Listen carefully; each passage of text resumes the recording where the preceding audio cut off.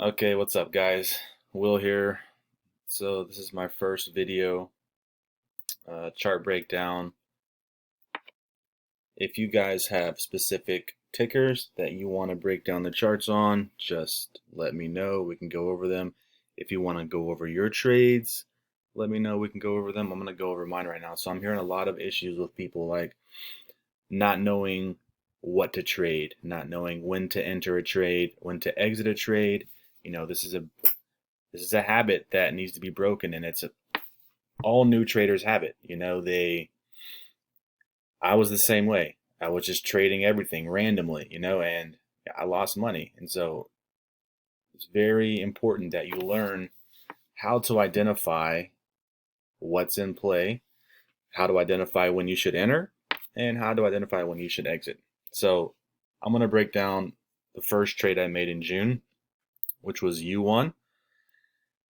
It's a little bit about this company. It's all black owned media company. You can see they don't do shit all year long, right? But what comes around in June, Juneteenth, right? It's a very significant day in the black community. And so you see here last June, this is a 2-year chart, pretty much hasn't done anything its entire life, right?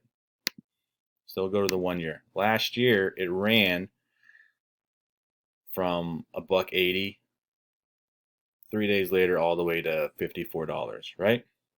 1, 2, 3, 4 days later, excuse me, or 5. And so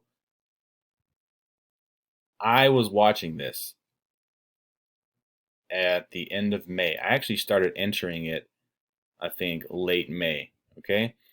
And then the number one thing that I'm looking for in this is volume, one, and two, multi-month breakout.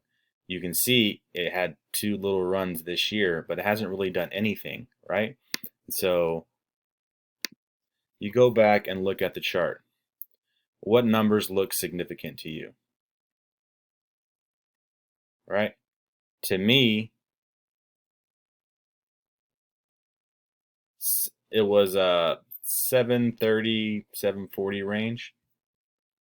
That would have taken us to about I think 760, 740.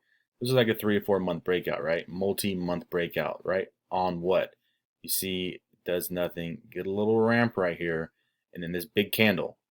This is what got my attention. Big candle, low volume. So now I'm watching it. I know we're going into June. I know that's the catalyst. I know every year in June this thing's going to run.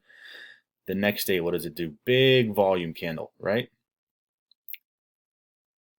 So this interests me. I see the volume come in as soon as, and I'm watching it, right? Because I saw this first day. I'm like, okay, I see where we're going to. As soon as it broke 730, I bought my first 2,000 shares of this. You buy the breakouts when the volume is there, when the catalyst is there. You have to go with the flow, go with the momentum, right? I could have sold, probably should have sold here in the tens, but I was like, I wanted to be more patient because I knew I was still early to the party.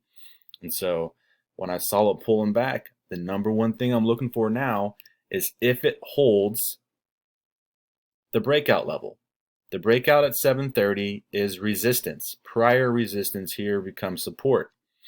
As soon as I see it hold, consolidate, right? I buy another 3,000 shares. Now I'm real bullish. The volume, and a lot of people didn't play this because the volume was shit, but you have to realize it's volume relative to the stock. So any little bit of volume does something in relation to this stock. This is not AMC where you're going to trade 500 million shares a day, This thing could trade 10 million shares a day and run up $10. So you have to take this into consideration. And that's one thing that I was looking at when I was trading this. I was like, okay, not a ton of volume, but it's a ton of volume relative to the stock. So then I go back. Let's go to, make it easy to go to what? Oh, shit. 20 day. Okay. So it holds and it starts running. And a lot of people are getting scared out along the way, but I'm still bullish because I saw what it did last year, and I'm still 2 or 3 weeks before Juneteenth. And so on this pullback right here, I was like, okay, maybe I should start thinking about getting out. But then I see the volume coming back in. So I'm like, okay, I'll be more patient with it. And so this is the day that I was selling, right? And what also do you have the day after this? You have this massive red candle, right? Because you have something that's way overextended up from, 7:30 breakout. Now we're up in like the 15, 16, 17, 18s plus, right? So what does this mean? This means that you have to start locking in your gains. It's overextended. The next play on this is an overextended dip buy off a morning panic, which happened right here. I also played this one. We can go over that next. And so I started selling this in like the 18s and then the 19s and the 20s and 21s, and I killed it, man. But the key to this pattern is patience. And patience is hard to have when you're trading stocks, especially volatile stocks, when you really don't know what they're going to do. You have to stick to the fundamentals and what you know, and it kind of becomes muscle memory in a way. So I sell all this, and then I could even go back on my Twitter. I'm like, number one watch is Uone dip buy. No shit, man. As soon as it dipped, I went lower size on the dip buys just because I wanted to protect the gains that I'd already locked in. But I did bought it twice and made like another 2 or 3,000 each time. At the end of the day, minus today's debacle of a trade, but at the time I was already up 50,000 realized on this in the month of June, off of like 3 trades, and then I tried to play the reversal on it today. It did not go well. It had a little spike in the morning where where did it go to? Like right after I sold it, like 30 seconds later, it jumped up like 75 cents. I would have been getting out there because it didn't continue, and then the volume didn't come with it. The volume, if you look at, the last 3 days, it's been shit. Come on, man, let me get over. Sure. It's dying down now. It's going to go right back to where it came from. And they just filed for an S3 filing with the SEC. So basically they have permission to now sell, I think, $200 million worth of their stock. And so what is that going to do? That's going to dilute it. So any news that comes out on this that's going to make it jump, you have to be very careful with that, because as soon as it spikes, they're going to dump on you. And this actually might not be a bad play long term, but it's just not my style. I mean, they just got awarded a casino bid in Virginia, so they'll now be the first black-owned casino in America, or only, I don't know if it's the first, but the only all black-owned casino in America, which is significant. I think, under this administration, we're going to start seeing a lot more, direction going to promote black-owned businesses, which isn't a bad thing. But when you're trading, black, white, yellow, green doesn't fucking matter. You're just trying to trade the chart. You're trying to trade the momentum, the volume, and the price action. All of these are taken into consideration. So as of right now, U1 is done. This thing is dead in the water. Any PR you can just anticipate any PR they release on any run up that they have, just anticipate they're going to be dumping on you. So, and you won't know it until it's done. That's the way it works. So there was plenty of money to be made in this trade, or on this run up, and then there's money to be made on the downside. So, for example, you see the volume fading. I know a bunch of short sellers who absolutely killed this thing. I mean, every time it cracks, man. I mean, this is what causes short squeezes also, because you have these massive run-ups, right? 3, 4 day, 5, 6, 7 day run-ups. Shorts are like licking their lips. They're loading up on their short positions, way up at the top, or even averaging up their short positions because they know it's coming back down. But at the same time, this is how shorts get squeezed. They'll pound the stock down, But if there's a significant catalyst and volume comes in, those shorts are going to have to cover their position, which means they're going to be buying at whatever the limit is or whatever the ask is. So, and they have to cover their position. That creates buying power. That creates momentum. Now you're bringing in dip buyers. Now you're bringing in momentum buyers. Now you're bringing in everybody who wants to ride this wave.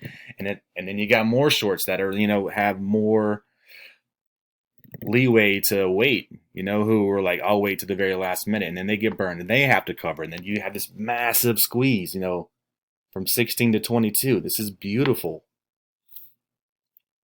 And then it all comes back down. This is the way of the stock market. So I hope you guys enjoyed this first video. This is the way I have my E-Trade account set up. I have my level 2 here, which you can't see. I guess you can. Okay, so a level 2 is basically, for everybody who doesn't know, you have one side is the bid, one side is the ask. This is where the live prints are going to be. These little acronyms are your market makers. ARCA is a market maker that primarily deals in after hours trading and pre-market. And so you have the bid, which is who's buying at what price. You have the size, and then on the opposite side you have the ask, who's selling at what price and what size. And so the level 2 is very important because you'll start, for example, on this, when you see these big green volumes coming in, these big green candles coming in, you will see a lot of bids start stacking up right here. And then the ask will get real thin. It'll be lower and lower on the asks and higher on the price, right?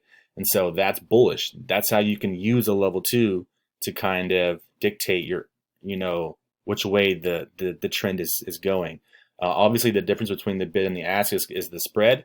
So there were at times where the spread on this was, 20, 30 cents, and that's ugly, So when you're placing your orders and you have an ugly spread that's real far apart, always use limit orders. I tend to use mostly market orders on not on OTCs. OTCs you have to use limit orders, but I tend to use market orders a lot just because I'm trading stuff that's so liquid and the spread's so tight. The slippage is very minimal. The slippage on what I could make from putting a limit order or just doing a market order is very minimal. So I don't even really take that in consideration unless I have a big spread or unless I'm trading OTCs. And vice versa. If you see the ask start loading up with big sizes and you're thin on the bid side, you're probably bearish. It's probably going back the other way. So that's just something that you can take into consideration. You need to be trading from a software, from a platform. You don't need to be trading from your phone. You don't need to be trading from Robinhood. You need to get in with a platform that you're comfortable with. Anybody who's on E-Trade, if you want to learn how to set your stuff up, we can do a little video on that also. Just let me know. I mean, all of them are generally the same. E-Trade has a different, you have the classic chart, and then you have this other chart right here, which is, I like them both. So, for example, you can bring up Uone, same thing, 20-day. This might even be easy to read. Let's go to like a 1 hour candle, So the run up, you can see the volume in relation to which day it's trading. What goes up comes back down, especially on these, piece of shit companies. They're all shit. Don't get it twisted.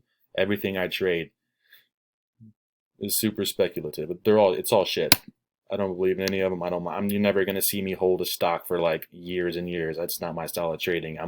I'm in and I'm out. You got to trade like a sniper, and you have to learn to adapt with the market. So learn to base your price entries on support, on clear support, and your exits off of resistance. And, you use the level 2, use the price action, the volume, the catalyst, the time of day, what the sector, use all that stuff in consideration when, you're determining if you're going to hold it longer than you would.